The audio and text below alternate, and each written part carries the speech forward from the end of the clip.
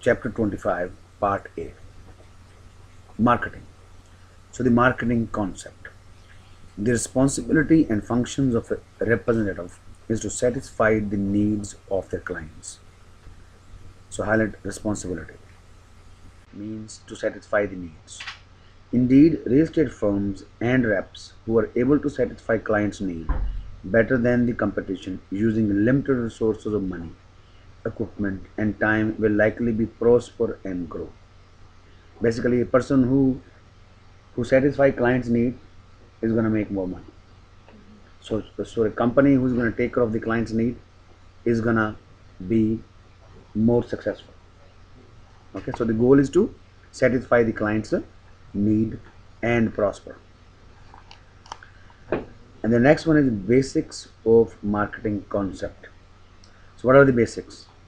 New clients, repeat business from present and past clients, and new business from referrals. So what is the basics? How do you get a new clients? If you give a good service, right? But most of the realtors in the industry, they don't give after service, so they don't get repeat clients. Repeat client, basically you call them, say how you doing, right? Was everything okay? Was the moving was okay? But the realtor, what do? They just deal done, commission get a key done, right? But if you give after service, you get a repeat client and you ask them referrals. When will a client will give you referral? When you give a good service.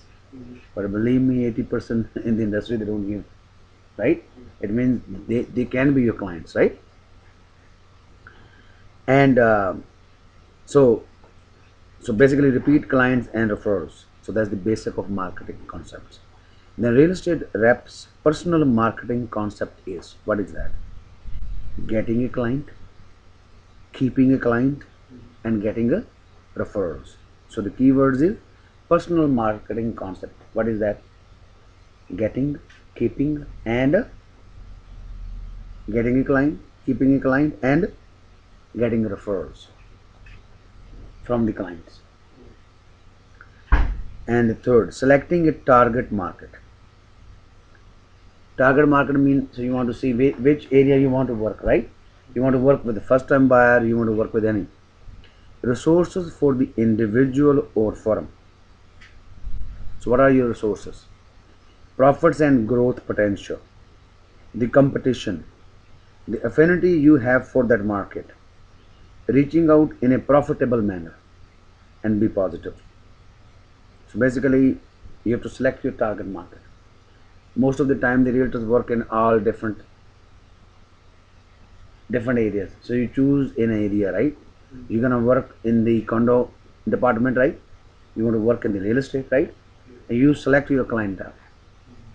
So the key thing is resources for the individual, right? Profit and growth potential, competition, affinity you have for that market. So what do you know about that market? Reaching out in a profitable manner and be positive. And the next is consumer need for real estate services. The need of the buyers and the seller in the real estate market are wide range. So highlight wide. So basically need is a wide. There are three basic needs of a consumer. Number one is information.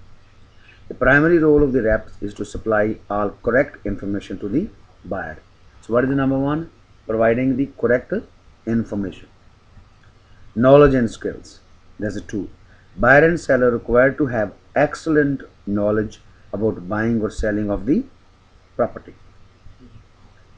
So basically knowledge and skills. So the buyers and seller, if they have a skill to buy, because they don't know, right? But today's buyer is, they know, right? So it means you need to have knowledge and skill.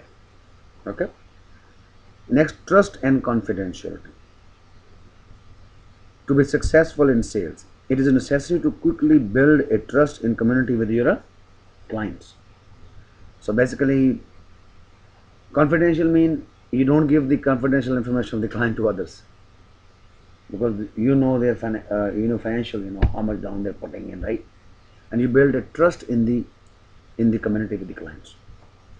So what are the three? Number one was information, correct information. Number two, knowledge. right? And skills.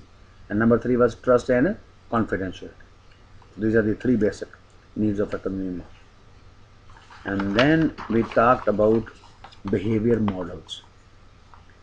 Number one is marketing research. Developing understanding how the consumer go about buying goods and services.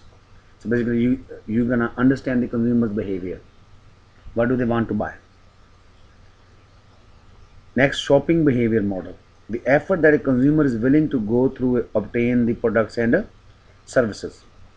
So basically shopping behavior. Sometimes for example, you want to buy a house. If you have a children, you would love to buy near your parents, right? For babysitting. So your behavior. So the Asians, they would love to buy the house near Gurdwara. You understand, right? If you have the senior parents. Okay. So basically shopping behavior. Third one is the process of buying behavior. The purchaser goes through a process of sequential activities such as felt need. So what is your need? Pre-purchase activity. So before buying, sometimes people, what do? They shop around, right? They go, they keep looking houses. Purchase activity. So when you want to buy a house, so what kind of activities the buyers do? Possible post-purchase feeling of cognitive dissonance. Basically, after buying, how do they behave? So the four things to remember: felt need, pre-purchase, purchase activity, and possible post-purchase. And what is a felt need? Now they're going to talk about what is a felt need. Those are the key words, right? Is a change in a family. For example, when you were living with your, when you're living now, you with your, all brothers living together, but now you're growing up, so everybody needs a room. Do you understand, right? Either you need to have a bigger house, or you need to have a house next door to each other, right? Do you understand, right? If you get along, then you will have a bigger house. If you don't get along, then you can have a house next door to each other. Two, three brothers living together now, right? Job promotion or layoff. If you get promoted, you may get a better house. If you get layoff, you may sell the house, right? Financial difficulty. Expiry of a lease. If the lease expired, now you may need to get into the next one. Increased interest rate. If the interest rate goes up, what do you do? Now you can't afford, right? So you may need to downsize. Increase in property value. Sometimes people living in Vancouver, their values going up, right? What do? They sell the house there, they come to Surrey and buy a brand new. Company reorganization or retirement. Or the people are getting retired, or their company is reorganizing, is laying off or moving. So these are the felt need.